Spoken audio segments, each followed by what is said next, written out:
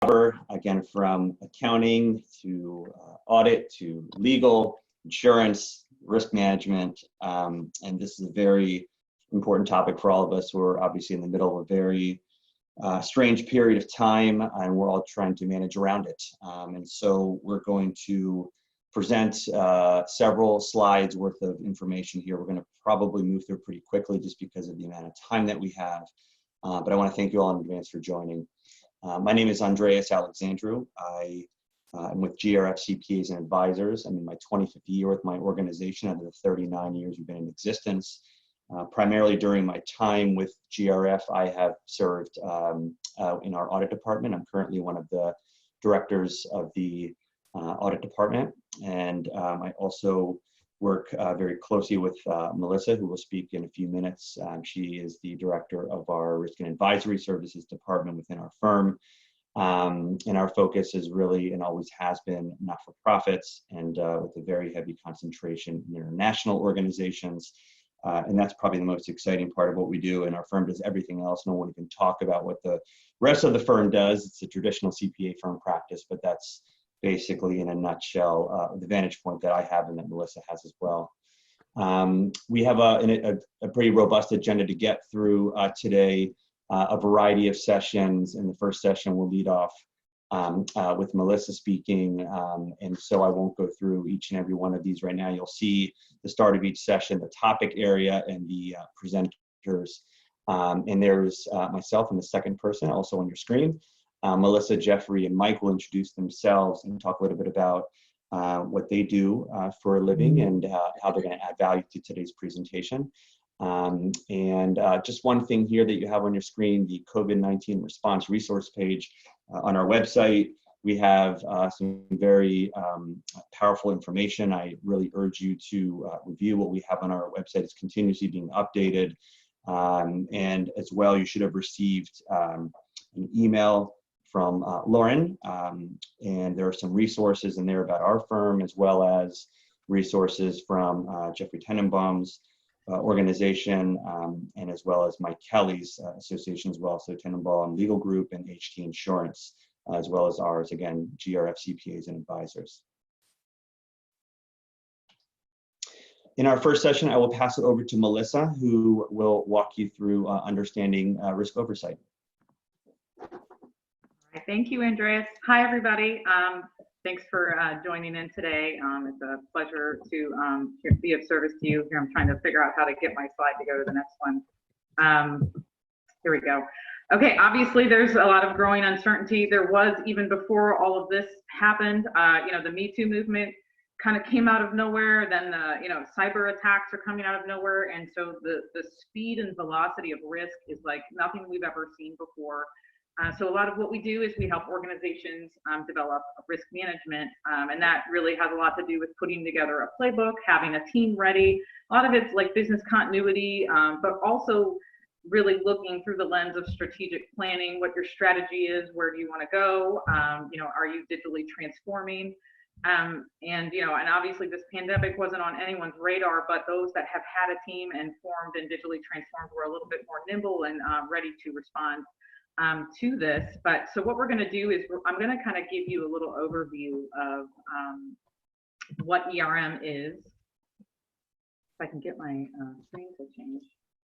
Thanks, Andrea. So what you're going to need to do is form a team, and this is exactly the same thing you would do if you were implementing what they call enterprise risk management. So I'm going to toggle between the two, because now that you're in this this situation that we're in with this pandemic, I'd like to see organizations just continue with risk management. So when you do risk management, you form a team. You form a team of multiple important areas within your organization, and that's why we have a bunch of multiple people on the call today to help you. You'll need people from HR, IT, finance, operations, legal, insurance, marketing, just across the board. Supply chain distribution really just depends on what you do. International operations. So you're going to want to form a team, and you're going to want to be doing that now. Some are meeting daily at this time in a non-crisis scenario, monthly or maybe quarterly. But you're going to want to form a team, and that team's going to want to report up to the audit committee or the board of your nonprofit. So, and when you're reporting up to your board, and actually, most of the time we're seeing organizations report up to the audit committee. And I think if you were going to look through your audit committee charters right now, if you went and just pulled them out, you're going to probably see something in there regarding your board's and the audit committee's responsibility for risk oversight. So I know a lot of times audit committees are just looking at the financials. I guarantee if you look at your charter, they're responsible for risk oversight. So you're actually technically responsible to be reporting to them right now on the status of COVID and what's going on in your cash flow, insurance, and all those different types of needs. So take a look at that and make sure you're at least compliant and keeping them informed. Typically these risk councils meet and they tend to talk about the knowns. Like right now, this pandemic is a known. It wasn't known before, but you could argue that maybe it was knowable, or maybe there could have been some kind of water main break, or something could have happened where you couldn't come into the office and you needed to work remotely. So in a sense, it was knowable. You could have planned for some type of event similar. So, but anyway, that's kind of the situations what you're trying to talk about. What are the likelihood and impact of certain events happening, and how are we going to be addressing those types of risks? So those would be the conversations that you're having at those meetings. And also right now, what is the next thing that could happen? What do we need to be prepared for? Is it like some kind of cyber attack or fraud or something going wrong within our organization that we need to be prepared for right now? So obviously you need to understand your organization's context, your strategic objectives, the culture, the structure, the systems that you have. We're seeing a lot of organizations need to redo their systems, getting tons of calls about, can we do mobile banking? Is that secure? This is going to be easier for us to do this and that, and completely restructuring how the organization works and the context of the organization. Maybe there might be a lot of reliance on third parties. Maybe their third parties are starting to fail them, their supply chain, looking into different scenarios. So again, so just because one organization is having these specific conversations and doing specific things doesn't mean that's what you guys need to be focusing in right now. Some organizations, a lot of them have froze their spending. I just got off the phone with a nonprofit that they're going to accelerate their investment into their website and social media and start to do some more virtual types of fundraising. So they're going to start spending more in these particular areas. So those are the different types of conversations and things to be thinking about in these meetings, talking about it in terms of your organization's context.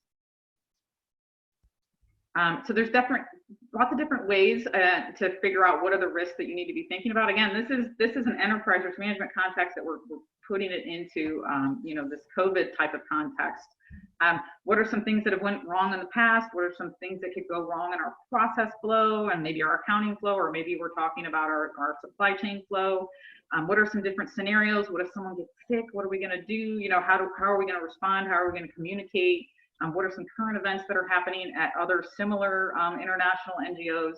So these are different ways to start thinking about, forming the conversation around risk.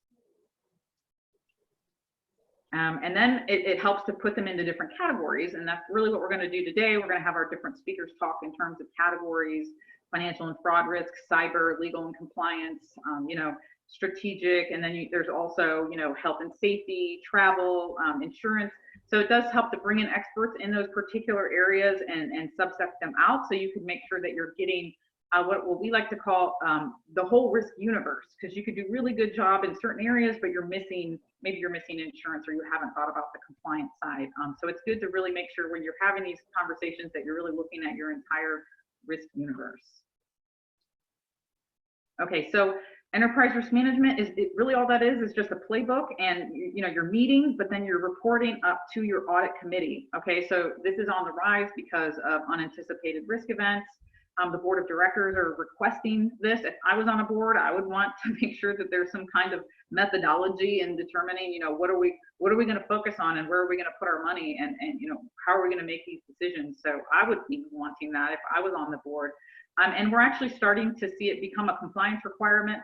Several of our clients get DFID funding, UK aid, and UK aid is now requiring, before they get the funding, to demonstrate that they have risk management in place. So, and I can only anticipate that after this event has happened, before any nonprofit gets funding, that funder is going to be asking, what kind of risk management do you have in place? Because we don't know what the next event is, but if you're nimble enough to respond to it, you're more likely to get money, whatever that event might be. Business continuity is obviously going to be very important. They may even be asking for business continuity, or making sure you have the right insurance.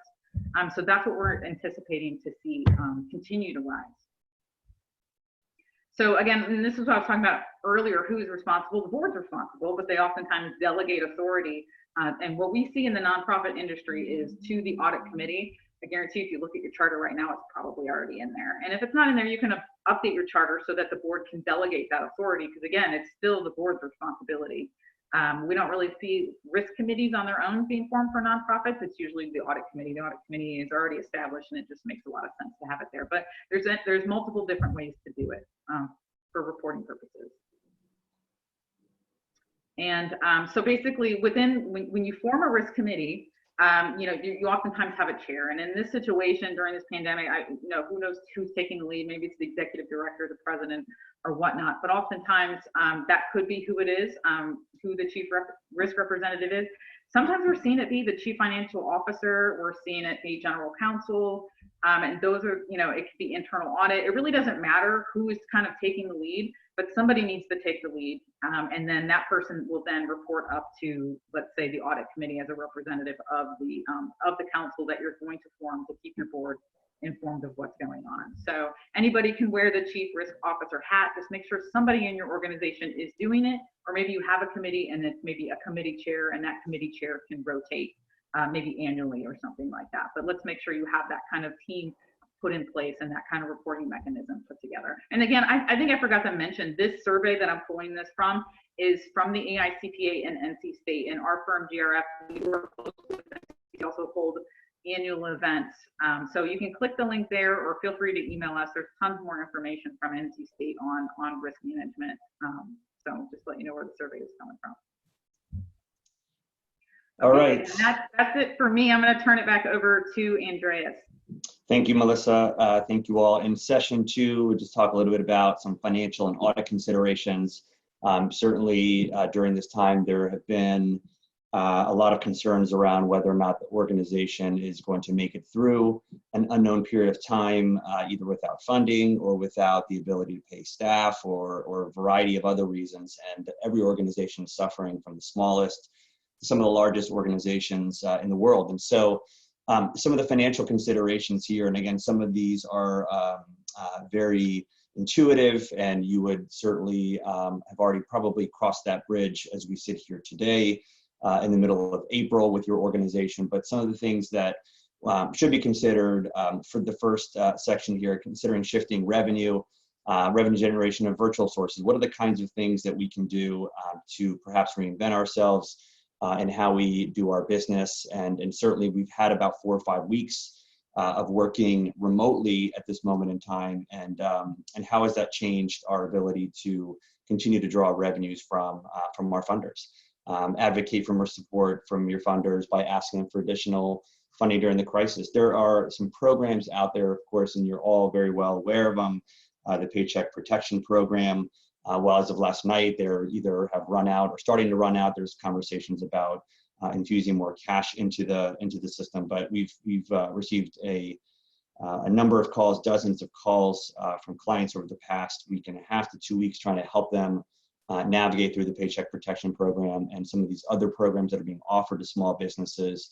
Something that you have to consider in the unlikely event you haven't considered them yet. So because this assistance is available, or at least perhaps will be re-available in the near future. Haven't had an opportunity to actually check the news today, but the Paycheck Protection Program is a way to mitigate the effect of lost revenue during this period of time. Perform a scenario-based modeling revenue to check impact and cash flows, managing cash flows. How long are you able to manage your current activities with the current amount of cash that you have?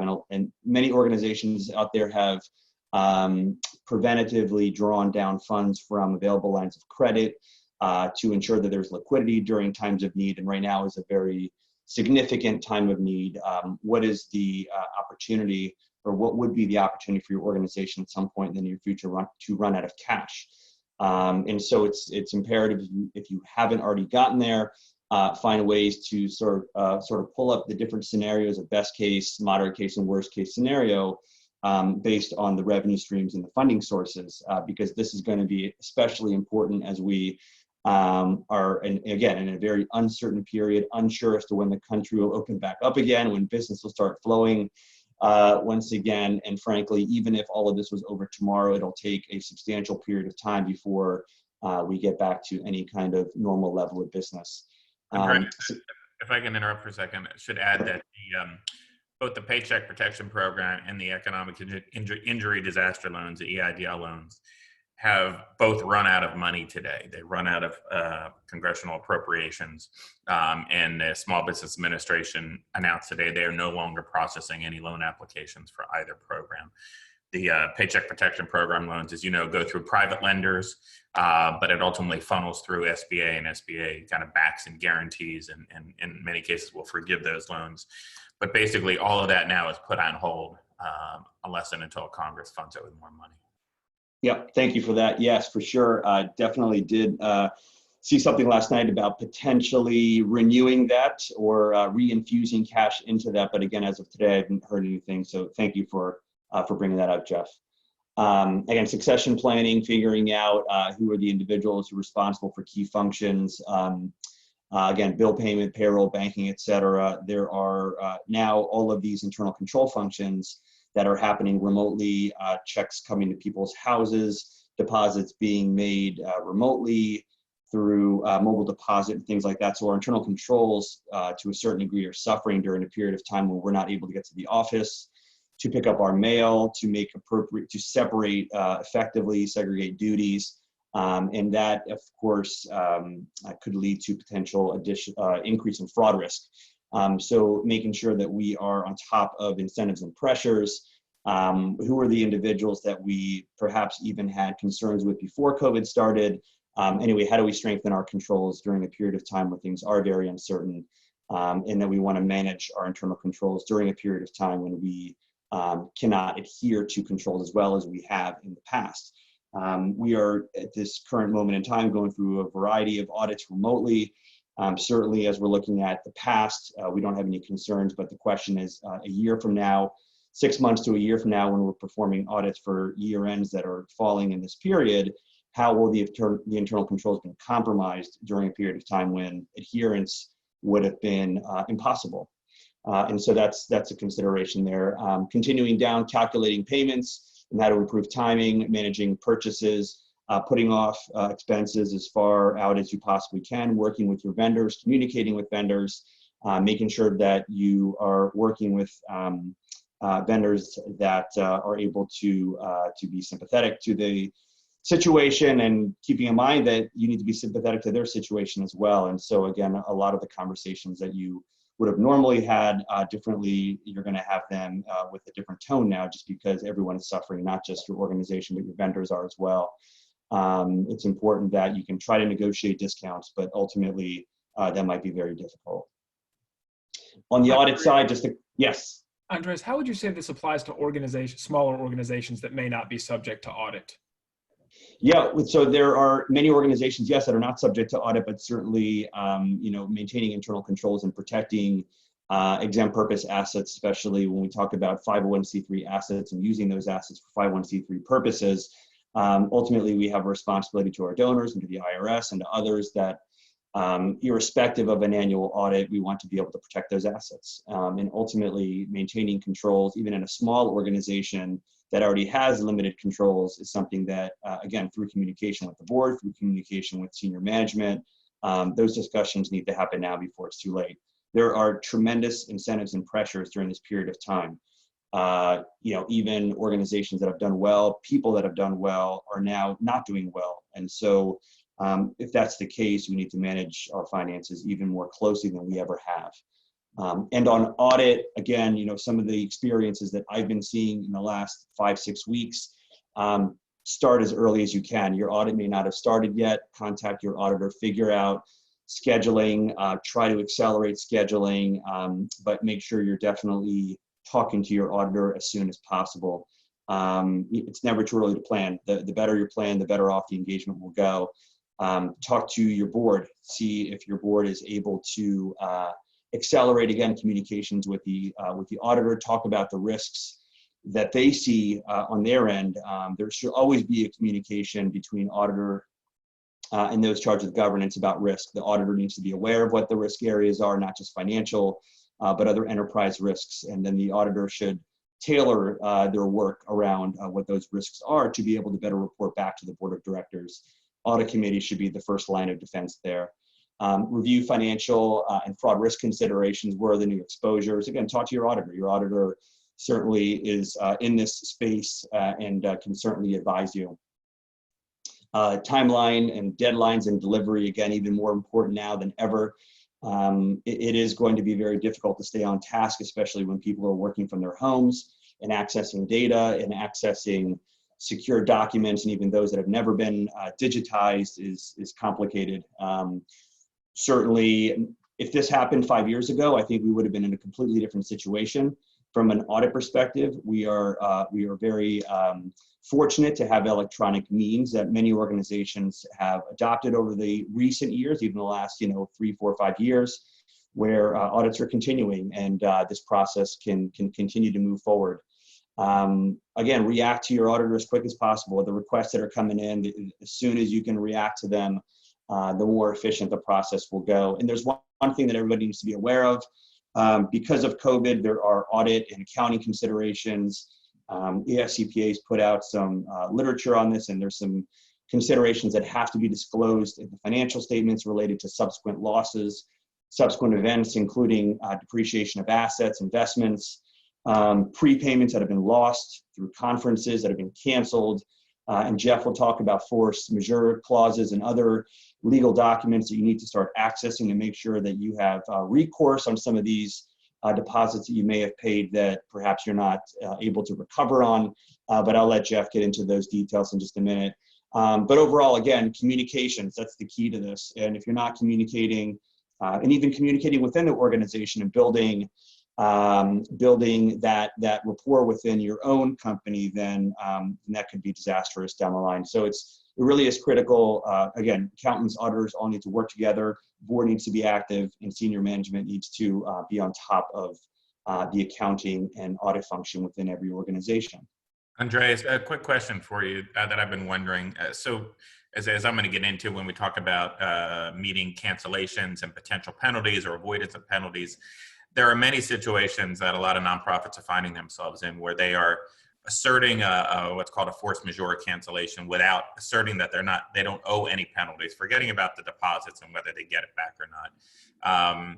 In the hotels and or convention centers or other meeting venues are pushing back in a lot of cases, so saying, no, we don't accept your cancellation without penalty. You owe us, pick your number, $300,000, $500,000 in cancellation penalties. Or more, 7 figures and up in some cases. In those situations where it's going to take some time to resolve those things, the venues are going to say you owe the money, the nonprofit's going to say no, we don't. How does that factor into the audit? Say you're getting toward your year end, how do you account for those potential liabilities? And could that really throw a monkey wrench into the audited financials? Absolutely. So I think the only period where that matters the most, or where it could have significant impact, is those organizations that have March 31st and thereafter year ends. Certainly, I think some of the things that may have been prepayments before December 31st, or even if you have a February 28th or 29th year end or other, should be considered. And so I would say that there is certainly going to be disclosure on contingencies and other commitments within every footnote. And we have a subsequent event footnote on every single audit that we're disclosing that talks about unknowns. So there's going to be an unknown at this point that cannot be properly accrued, perhaps needs to be disclosed. And so if the accruals have been made by December 31st, we leave them as is. The disclosure on what has happened subsequent to year end is going to be a disclosure item and not an accrual item. Now, again, on the March 31st and thereafter year ends, we haven't had any experiences just yet because we're only in the second week of April. I'm advising my clients to keep all liabilities as conservatively recorded as possible at the time being, meaning leave them on as if you're going to pay them. And at such time when there is clarity, and there could be clarity in a week, a month, 6 months, it's impossible to know. There's going to be some really unique disclosures that are going to be included in a lot of financial statements over the next 6 months. Hopefully less than 6 months, but we'll see. That's a very good point. I would say keep all your liabilities properly accrued until such time when you know they're forgiven or they have been refunded. Yeah, I mean, I know in the past I've been asked by clients and their auditors to kind of put an assessment, sometimes even do a memo, opinion memo on, how likely or not is it that the organization will have to pay this amount? Because like I said, some of these are going to drag on for many, many, many months through the end of a fiscal year end. And so it's something that I've been wondering about, whether we're going to have to actually put some kind of risk assessment on it, or how likely or not is the organization going to have to pay this? Because you're right, you want to be as conservative as possible, but when you're talking about some really significant liabilities compared to the annual budget of an organization, that could have a serious adverse effect on what the financial statements look like. Agreed. Yeah, unfortunately, there's no precedent for anything like this, so I think it's all going to come down to good, strong judgment and being conservative on what those estimates, what the likelihood of those liabilities will be by the time it gets resolved. Yeah. And then one more thing, and then I think it's my turn to go. But, you also have to look at future events, right? Whether the events are likely going to be able to be held. And even if they are, you're almost certainly, at least for this year, going to have significantly reduced attendance and thus reduced revenues. So I assume all of that is going to have a significant impact on the financials as well. Absolutely. Yeah. And at this point in time, because everything is so unknown, our disclosure, our required disclosure at a minimum, it doesn't say much. But it basically says, due to the pandemic, the activities of the current fiscal year, the upcoming fiscal year, the subsequent year-end activities are unknown until such time, there is a potential for loss, but it cannot be determined at this point in time. And that's the best that any accountant can do at the moment, but certainly something that we all need to be mindful of, because then when our donors and others look at our financial statements, of course, they may not be as comfortable. So we need to be prepared to explain the narrative as best as we can in the footnotes of the financial statements. Got it. Okay. Okay, Jeff, over to you. Thank you, Melissa. Thanks, Andreas. Welcome, everyone.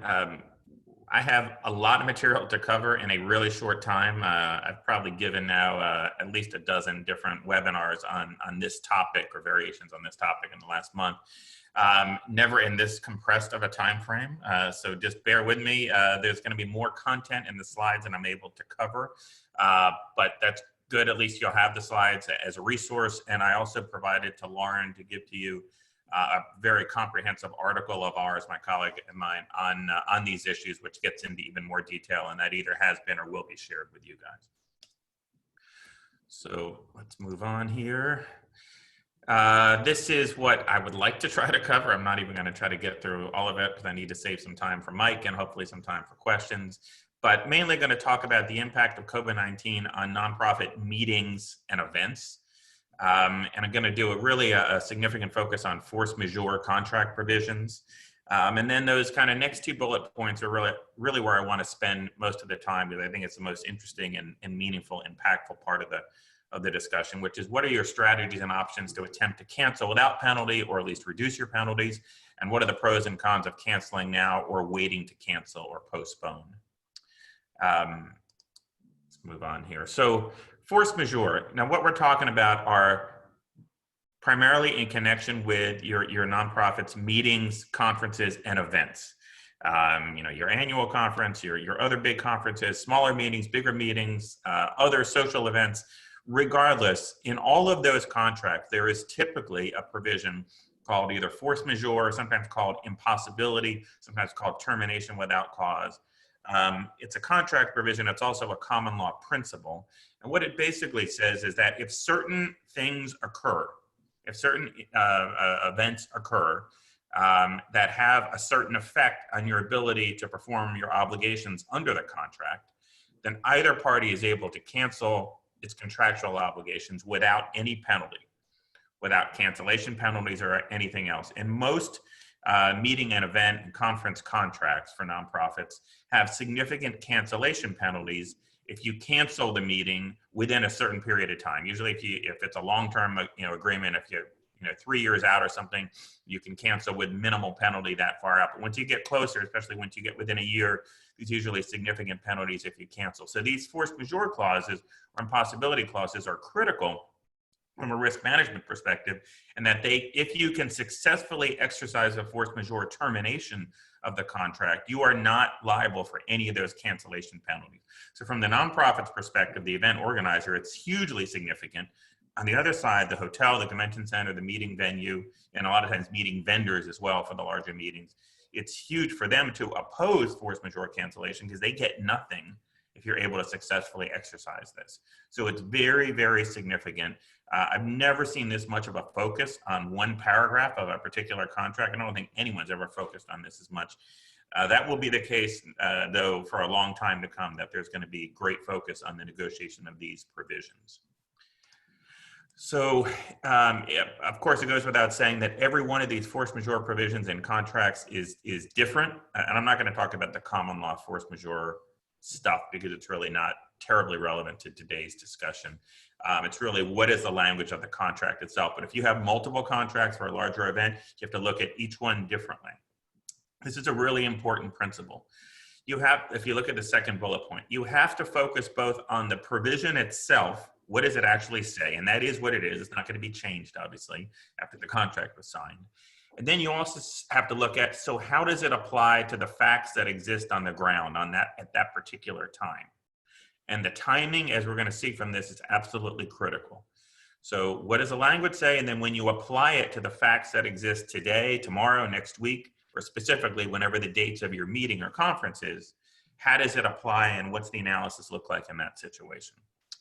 And then in looking at the provision, the force majeure provision itself, and let me actually move on here to an example so you can see what I'm talking about. This is kind of a model force majeure contract provision from the nonprofit's perspective.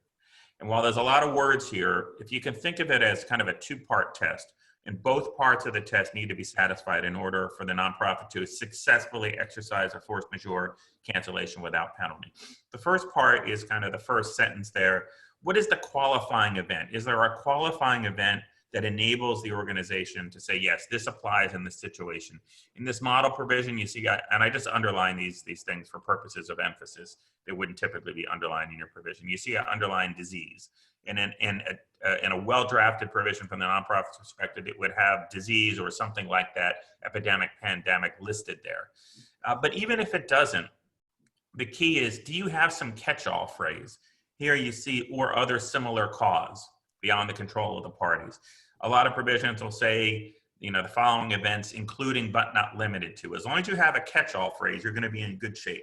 It's going to basically talk about, it's going to include any unforeseen event. And coronavirus would certainly be considered an unforeseen event at the time the contract was made. And then the second part of the test is, how does that event affect your ability to perform under the contract? I'd say of all of the, probably at this point, over 250 different hotel and convention center contracts that my colleague and I reviewed over the last month or so, I'd say 85% of them have the words that those events make it illegal or impossible to hold the event. Just illegal or impossible. As you might expect, that's a very high standard. That's a very narrow standard, very difficult to meet. Basically, hotels and convention centers have taken the position, we're going to only agree that it's illegal or impossible for you to hold the event if there is a governmental ban. There are no federal bans, so it's either state or local governmental ban that makes it illegal or impossible to hold your event at that particular time. What we like to see, and what we always draft the provisions if we can get the hotel or convention center to agree, is broader language. You see here, inadvisable or commercially impractical. Just had a call with a nonprofit client this morning, kind of going through the analysis for their meeting in late July. They have the words commercially impractical in there, impractical. It makes it easier for them to justify termination without cause, whereas the illegal or impossible standard is a lot narrower. Sorry for really truncating this discussion. Of course, goes without saying that the hotels, convention centers are going to always in negotiations push for an impossible or illegal only type verbiage, whereas the nonprofit's going to push for, you know, frankly, either commercially impractical or inadvisable or something similar would work. And of course, the precise language is very important. So let's move on here to strategies. Timing is absolutely critical here. And so like I said earlier, you look at the provision itself, you want to have as favorable language as possible, but then you look at your actual meeting, and you particularly look at the meeting dates, and you look at the geographic location. So every time we start working with a new contract, and I mean a new client in terms of their analysis and their meetings and events, we look at the contracts, we pull out the force majeure provision, we pull out the cancellation penalties, we pull out the attrition penalties. Attrition penalties are the penalties that you pay when you don't meet, when you hold the meeting, but you don't meet your minimums for either sleeping room revenue and or food and beverage revenue. Cancellation penalties are when you don't hold the meeting and you cancel, and these are what you pay unless you're excused through a force majeure cancellation. But then we look at where is the meeting being held, look at the city or county, what sort of bans on large gatherings or stay-at-home bans are in place, and then look at the state, because a lot of states have similar restrictions. And then you look at the dates. How long are those bans extended? We see every day that states and cities are extending their bans. Where I'm at in DC, both yesterday, both DC and Virginia extended their bans and mandated closures of certain businesses and stay-at-home bans until next month, different dates. It varies and it's changing on a day-to-day basis. That's the analysis you have to do. Now, if you have a situation where, let me move to the next slide here, you say you have fairly strong language, even if you don't, it just says impossible or illegal, and your meeting is being held next month, say in May, and it's early May, and the ban in that particular city or state extends through May 15th, so covers the dates of your meeting. There is no question, and we've advised clients, from the moment that ban covers your meeting dates, pull the trigger on force majeure cancellation, presuming you want to cancel it, because there's no question you're covered. Now, it gets tougher when, say the ban only extends till May 15th, but your meeting starts on June 15th, or your meeting starts on July 15th. That's where it gets trickier. What we're finding, and this is, maybe go to the next slide, and this is where I'm going to try to wrap up my discussion. The timing is absolutely key. The closer that you get, the closer that the ban is to your beginning of your meeting or conference, the greater chance that you're going to be able to argue force majeure termination. Even if you have commercially impractical language, the timing is still critical.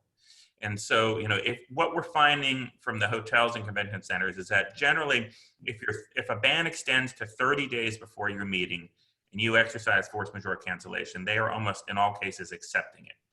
In a lot of cases, if you're 60 days out, like the ban stops on May 15th and your meeting starts on June 15th and you cancel today, they're generally accepting force majeure cancellation as well.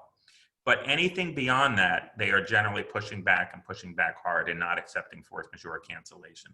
Again, the language of your provision is going to have an effect on their analysis. And by the way, Mike's going to talk about this, but we see the same analysis going on with the insurance carriers in connection with event cancellation insurance. They're doing the same sort of analysis on timing. And what we're seeing there, most of them are kind of exercising that same 60-day window, that if it's within the 60 days, they're more likely to approve the event cancellation coverage. If it's outside of that, they're more likely to deny it. Again, every situation is different, but the timing is critical. So sometimes, as difficult as it can be, you get a lot of pressure from a lot of folks to cancel the meeting. It can be very difficult to wait, but waiting is critical. The closer you get, the greater your chance. Now, the other main strategy that nonprofits are exercising, kind of alongside sometimes waiting and figuring out when they can exercise force majeure cancellation, is to negotiate with the venue to reschedule, either postpone your meeting to later in the year or cancel it altogether and book a new one, say next year around the same time or any other time.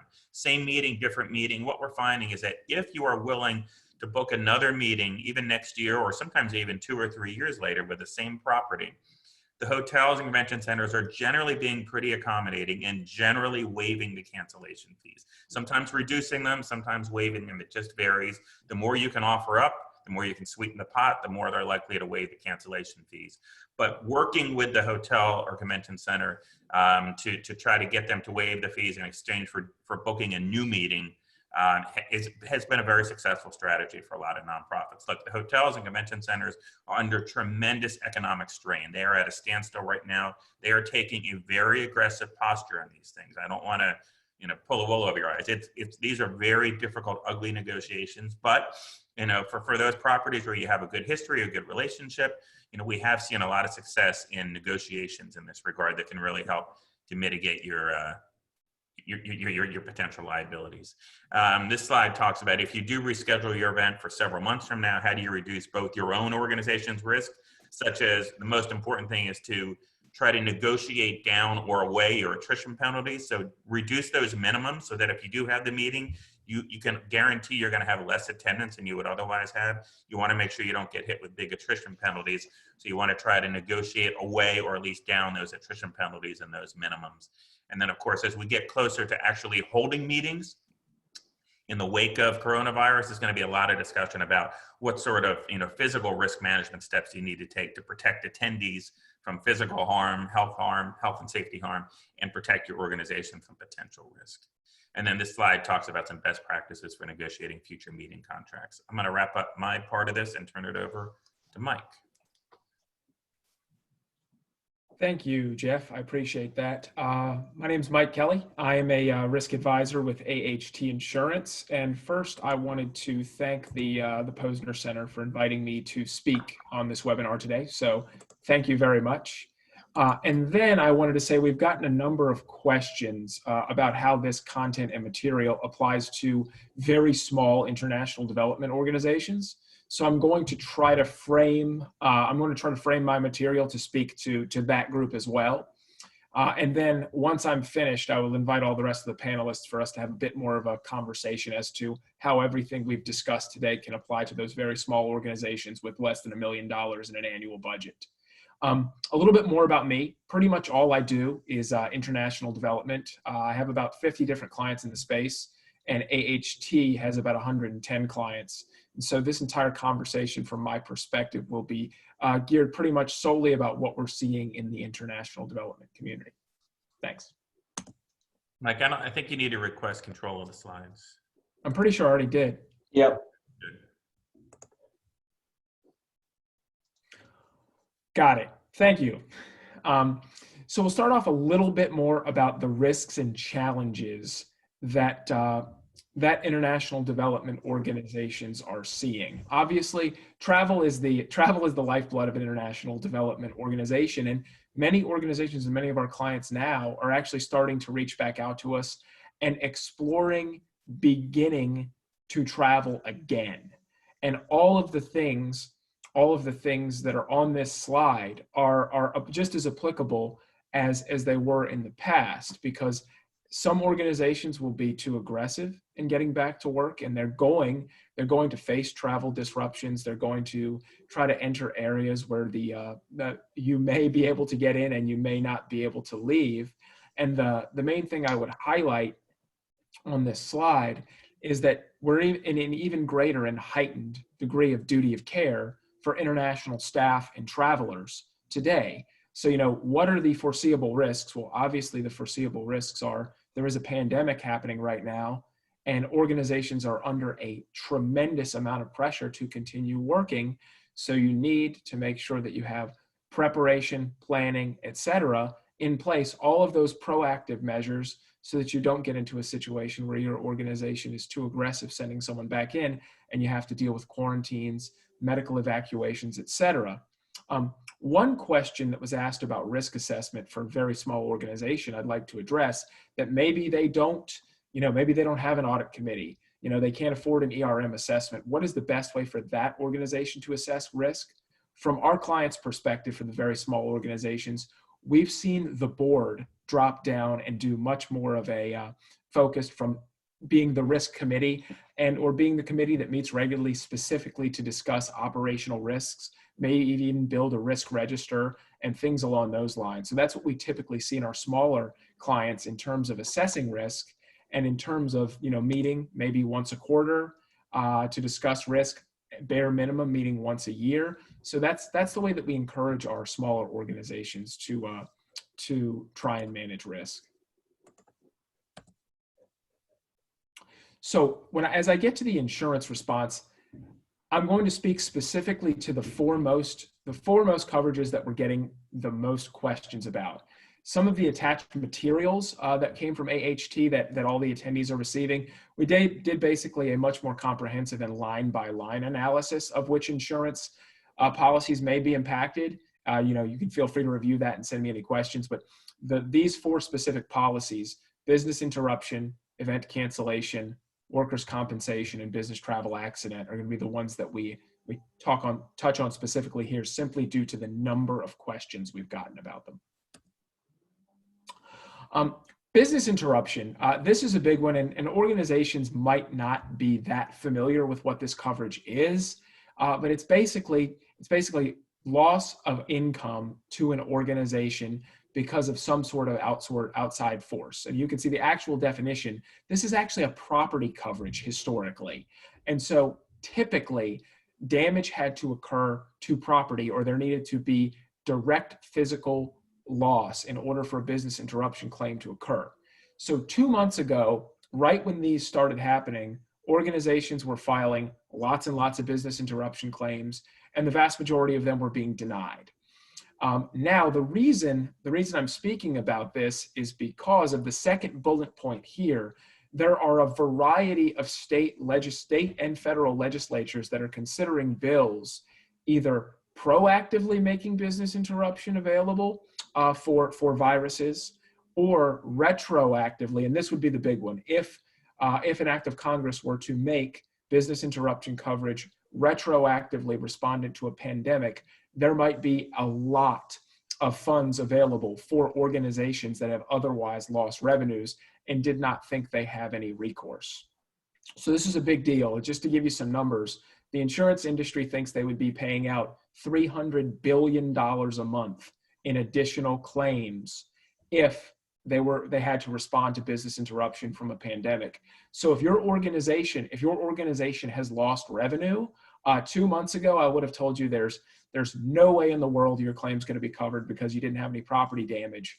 Now it's much more gray, and I would encourage you to work with your broker and or your advisor to file a claim with your insurer, because the worst thing they can say is no. And then depending on what happens in Congress, they could retroactively go back and you may actually have some funds to claim.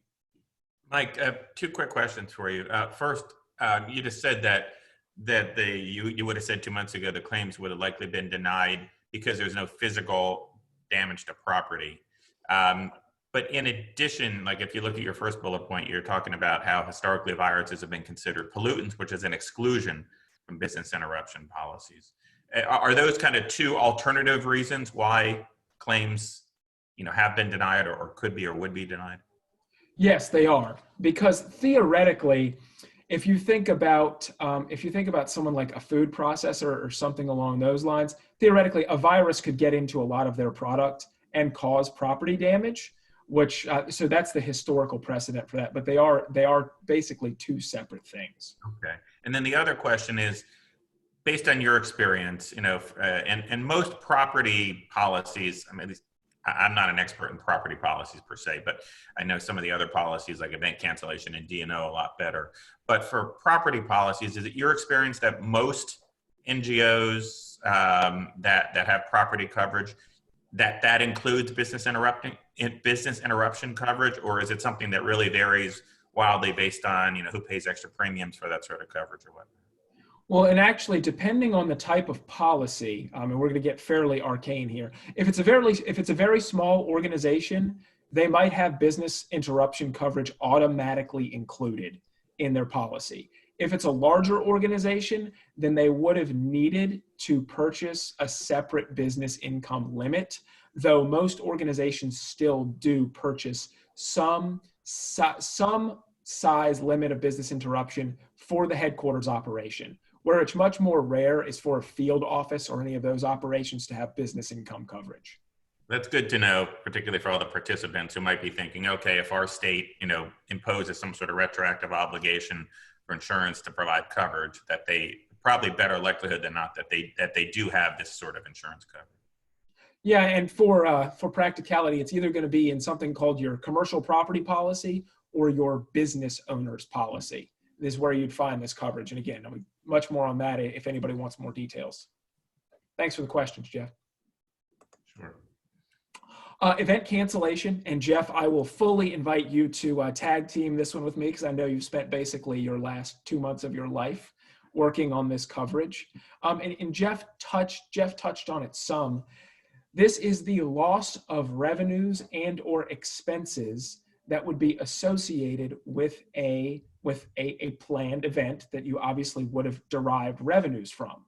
Now, there's a couple of things. You would have had to have purchased an event cancellation policy, and you would have needed to have added communicable disease coverage, or for a certain insurer, pay an additional premium for communicable disease insurance. And as Jeff indicated, this market is seeing more claims activity than it has ever seen in its history. And this is becoming, it's becoming very, very hotly contested, with insurers saying that the timing of the cancellation wasn't right, or saying, well, you can't really say that the reason you have to cancel the event is because of COVID-19. There's a whole variety of other things going on that could have led to your event needing to be canceled. A couple other interesting points here. As of mid-January, insurers stopped quoting the communicable disease endorsement onto the policy. So anyone looking for this coverage right now is not going to be able to get it. And it's not understood as of now when it will come back. So Jeff, what else would you add on this slide?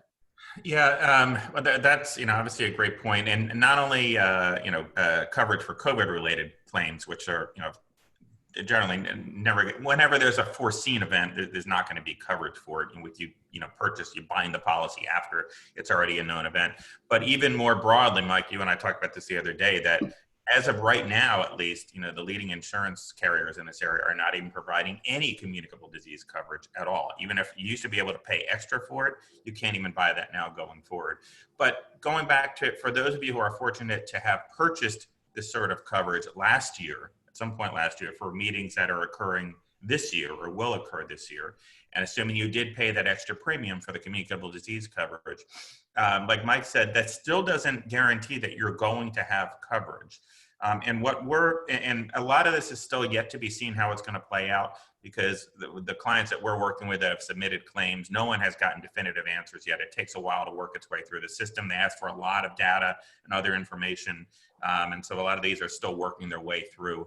We think there's likely going to be coverage for some of these claims, but the same analysis that I talked to you about earlier with force majeure actually tends to apply here as well. And the insurance carriers are doing the same analysis, because most of the definitions here of cancellation or of when the policy applies refer to your organization being unable to hold the event.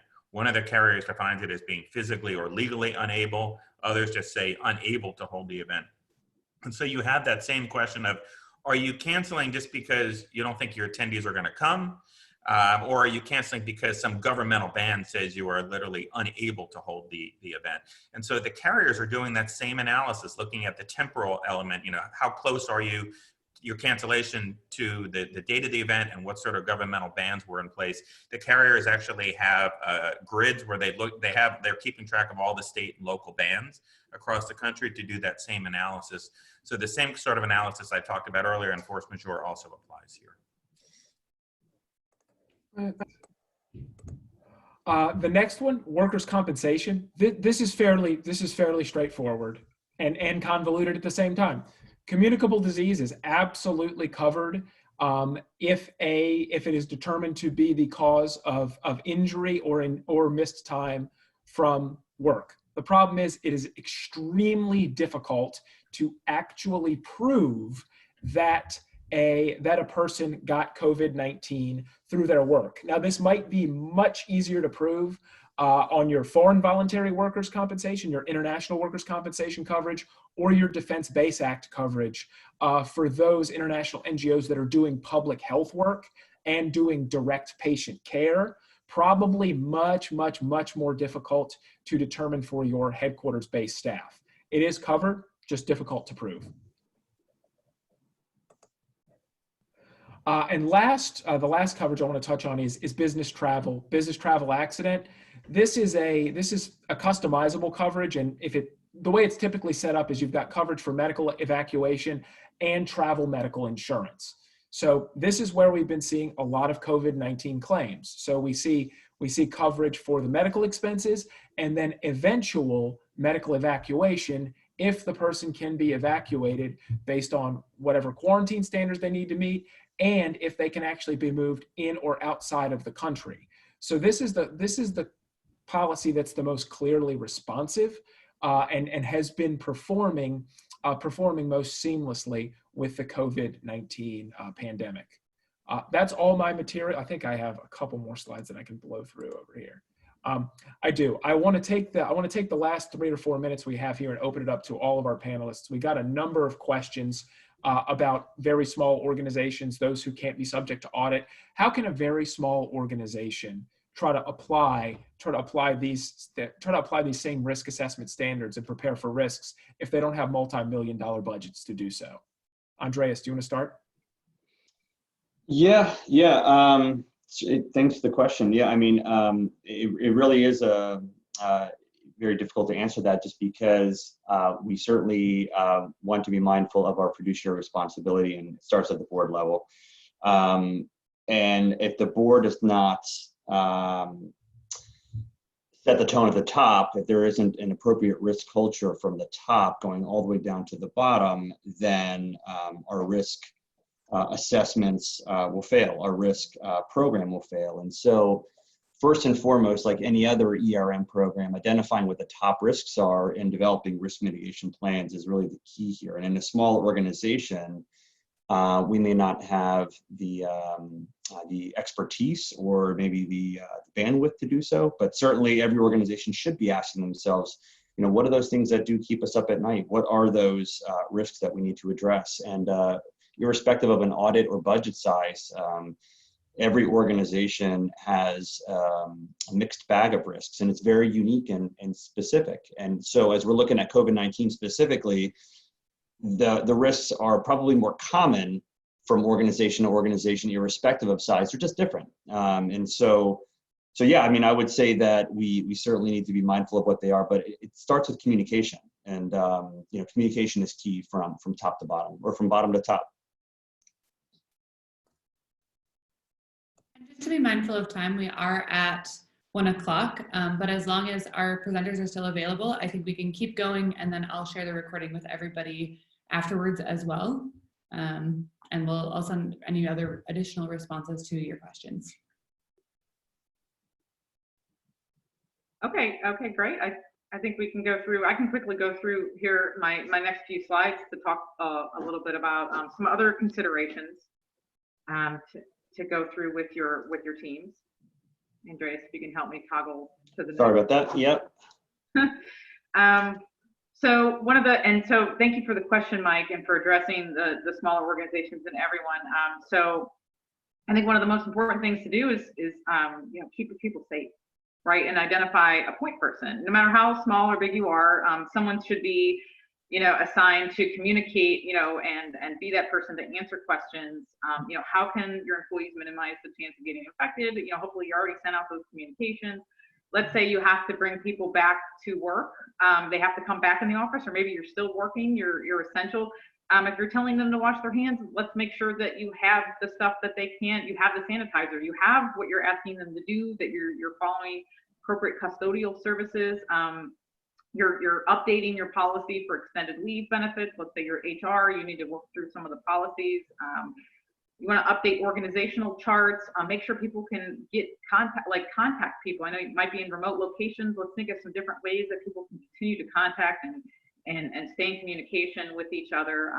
You can consider creating a COVID information page. Maybe it's on your intranet, or maybe it's on your website, something that you could put up with some links to the CDC, or maybe your own information on different things that you can be doing to protect yourself, and just obviously communicating with your constituents and the organizations that you serve. And quickly going to technology, and so obviously you're going to want, if you can, some kind of conferencing tool. It's been a huge help for organizations. You may need more licenses to work remotely or provide access, and some remote locations that might not be possible. But that's something to consider. There's a lot of fraudsters out there that are going to be trying to take advantage of this situation, cybersecurity. So, a lot of the same things that we've always been talking about are really prevalent right now. Not clicking links, being aware of different kinds of scams that are going on. And then let's say you work in a medical type of environment, or you're dealing with HIPAA type of data. People might be at home working on that data now. They might be printing off things you're not able to shred. Maybe they're using their personal email. So you could be opening yourself up to a lot of privacy considerations that you really need to think about. You know, I had a question today about using digital banking. You know, what can we do? How can we shred? We got to update our disposal policies, you know, to be compliant with maybe GDPR. So lots of different things to think about. You may even want to update your social media. I mean, social media is really, you know, a lot of activities going on right now on the web. So you might need to update your social media policy. Maybe somebody like your chief executive or your executive director is posting personal things on, you know, the company page politically. We just really need to be careful because there's a lot of activity going on. So those are just some common things that we're seeing. And then operations. Somebody could get sick. Somebody might need to take care of someone, so you'll want to document your desktop procedures. You know, make sure you have succession planning. You need to be planning for some worst case scenarios, and so that's one of them things to consider. You know, who's, you know, accepting the cash receipts, making deposits, or just key fundraisers, or anybody that you could think of. You're going to want to make sure you understand what they do on a daily basis, and that somebody else can do it. I talked previously about third parties, so reaching out to your third parties. But and another thing, and one of the last things, just is there another way you can change your mission in this time to really serve your constituents? Is there something else that you could try to do? We're seeing people make masks, or, you know, change manufacturing, or, you know, get together and think about what can we do to help people during this difficult time. So from there, I'll turn it over to Andreas to close us out. Very good, and I'll just spend just a half a minute here, just a couple of slides here on risk, and we talked about communication. We talked about making sure that we do have an open line of communication between top all the way down to the bottom, between board members, senior management, down to our lowest level team members within the organization. It really is important that we do have that level of communication during a period of time. And one of the things that we didn't mention earlier is, are there other communication tools like Slack and other business tools where there can be by the second communications between people in channels where you have different teams of people that are real-time communicating amongst one another, and that's a really useful tool that we use as well within our organization. You know, making sure again that you are matching your key performance indicators against your key risk indicators. You know, monitoring of cash flows sort of crosses over both, and making sure that you are monitoring cash.